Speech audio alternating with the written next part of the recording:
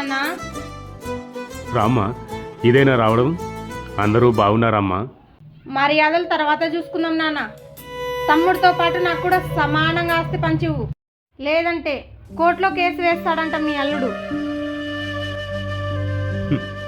ఉన్న 3 ఎకరాల్లో 2 ఎకరాలు నీ పెళ్ళికే అమ్మేశా కదమ్మా.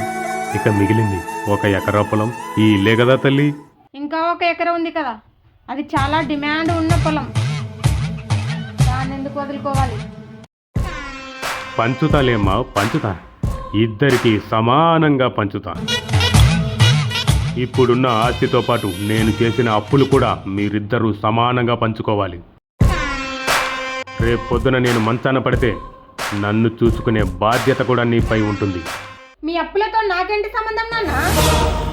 ఆస్తిలో వాటా కావాలని అడగమని చెప్పినప్పుడు దాంతోపాటు అప్పులు కూడా పంచుకోవాలని చెప్పలేదమ్మా మీ ఆయన? మీకు కూడా 2 ఆడపడుచులున్నారుగా, వాళ్ళకు కూడా మీ ఆస్తిలో సమానంగా పంచమని మీ ఆయనకు చెప్పు. లేదంటే వాళ్లతో కోర్టులో కేసు వేయిస్తా.